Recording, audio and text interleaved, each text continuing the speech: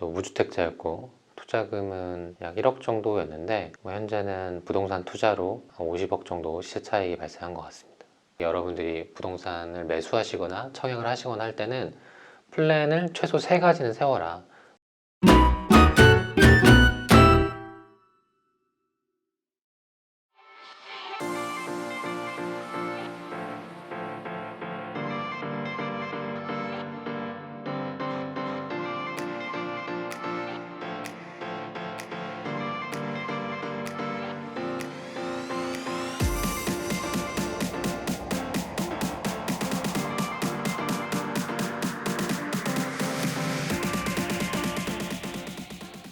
안녕하세요. 아파트 청약 당첨이 제일 쉬운 남자 베니아 김태훈이라고 합니다. 반갑습니다.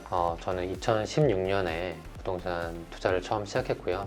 저도 무주택자 그리고 불인이로서 시작을 했습니다. 저는 전세보증금과 제 투자금을 합쳐서 약 1억 원 정도의 투자금으로 부동산 투자를 시작했고요. 현재는 매각 차익이 약 한 50억 정도 예상이 됩니다. 저도 처음에는 경공매나 일반 매수로 투자를 시작했는데 현재는 아파트 청약 그리고 분양권이 저에게 좀 더 맞아서 그 부분을 특화해서 투자와 강의를 하고 있습니다.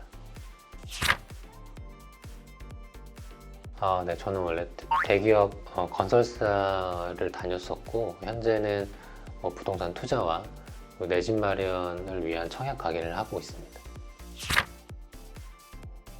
저는 2016년부터 투자를 시작했고요. 또 무주택자였고 투자금은 약 1억 정도였는데 현재는 부동산 투자로 50억 정도 시세 차익이 발생한 것 같습니다. 전 투자할 때 기본적으로 이 물건을 샀을 때 내가 잃지 않는 투자가 될까 이걸 가장 먼저 생각하는 것 같아요. 그리고 제가 생각하는 투자의 기준 중에 두 번째는 플랜 A, B, C를 생각하라는 건데요. 보통 많은 분들이 단기 투자나 어떤 부동산 투자를 할 때 단순히 한 가지 계획만을 세워놓고 접근을 하시거든요. 근데 그게 만약에 뜻대로 안 되면 되게 당황하고 또 좌절하고 부동산 그 시장을 아예 떠나시는 분들도 있는데 그렇게 된 이유는 그 다음 플랜이 없기 때문이거든요.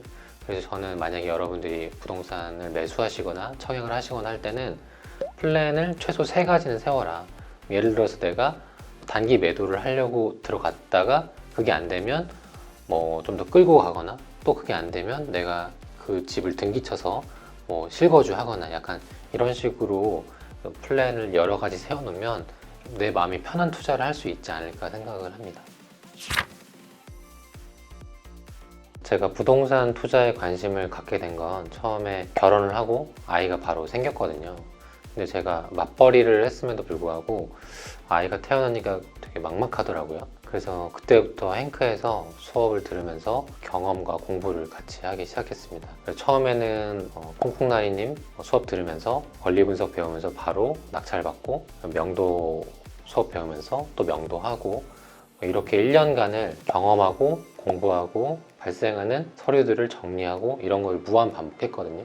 그러면서 1년간 하루도 빠지지 않고 공부와 경험을 반복하니까 실력이 많이 성장한 것 같습니다. 사실 저도 처음에 방향성을 찾기 위해서 많이 노력을 했거든요. 그래서 처음에 저는 경공매도 하고 일반 매수도 하고 청약도 하면서 과연 나한테 맞는 투자가 뭘까 이제 찾아봤어요. 근데 시간이 지나고 나니까 청약이 저한테는 맞는 투자더라고요. 왜냐하면 청약은 내가 직장 생활을 하면서도 아이를 돌보면서도 충분히 집에서 할 수 있기 때문에 시간 활용 측면에서도 굉장히 유리했고 또 제가 초반에는 투자금이 없었기 때문에 다른 투자에 비해서 비교적 적은 투자금으로 투자를 할 수 있어서 저한테는 굉장히 좋았고요. 무엇보다 좋았던 건 당첨되고 신경 쓸 부분이 거의 없었다는 거거든요. 그래서 임차인이 있어서 수리나 이런 이슈로 연락이 오는 일들이 없었기 때문에 저는 관리 측면에서 굉장히 좋았던 것 같습니다.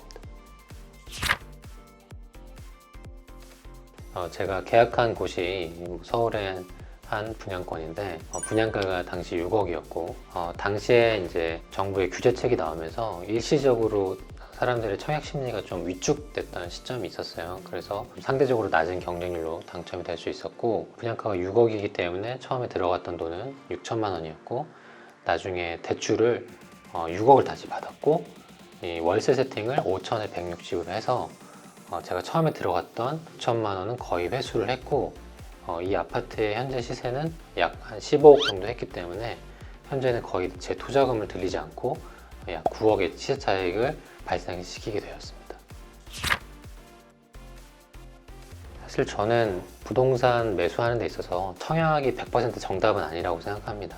가장 첫 번째로 할 것은 본인 상황에서 과연 어떤 투자가 나한테 적합할지를 찾는 게 가장 우선이라고 생각하거든요. 예를 들어서 만약에 내가 신혼부부이고 무주택자이고 한다면 저는 신혼부부 특별공급이나 신혼희망타운 이런 것을 청약하는 것을 추천드리고요.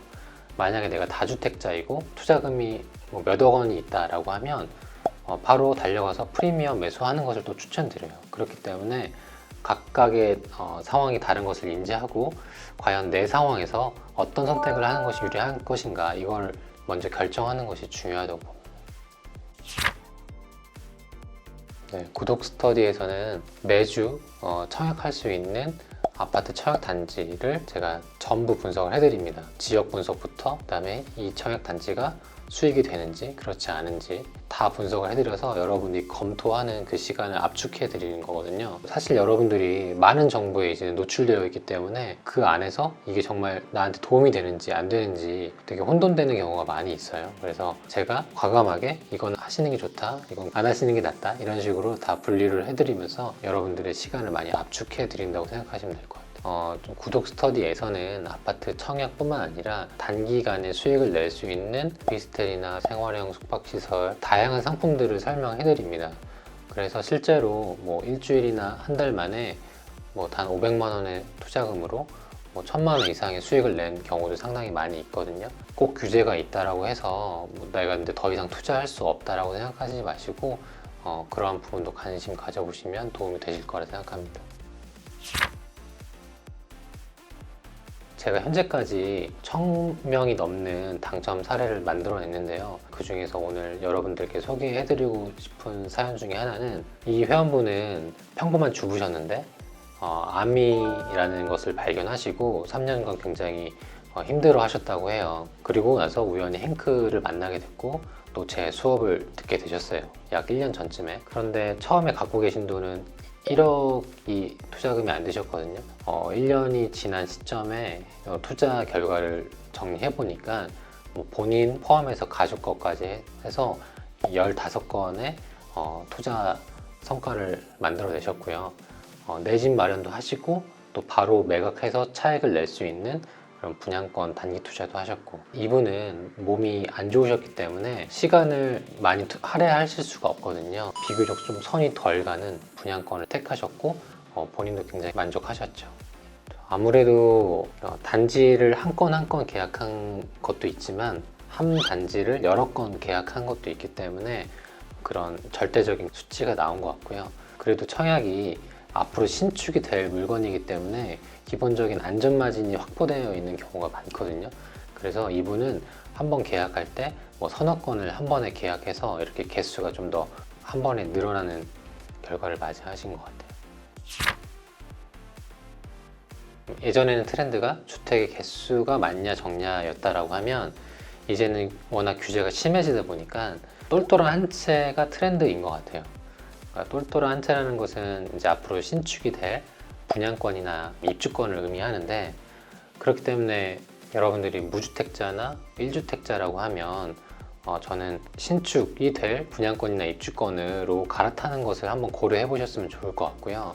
만약에 그렇게 똘똘한 한 채를 갖고 계시다면 세대당 투자 가능한 범위 내에서 단기 투자를 하시거나 오피스텔이나 민간임대 이렇게 단기 투자할 수 있는 여러 가지 또 상품들이 그 규제 안에서 활용할 수 있는 또 투자들이 있기 때문에 일단은 내 집 마련은 꼭 하시고 그 이외로 단기 투자를 하시는 것을 추천드립니다.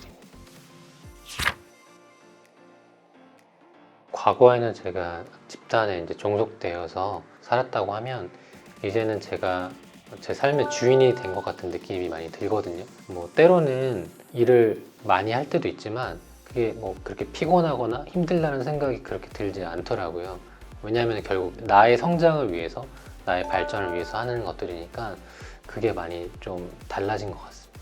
제가 처음에 투자 공부를 할 때 와이프한테 우리 3년만 고생하면 5년 후에 은퇴를 시켜주겠다 했는데, 최근에 퇴사를 해서 이제 앞으로 그간에 본인이 못한 여가 활동이나 자기 개발을 할 수 있을 것 같습니다.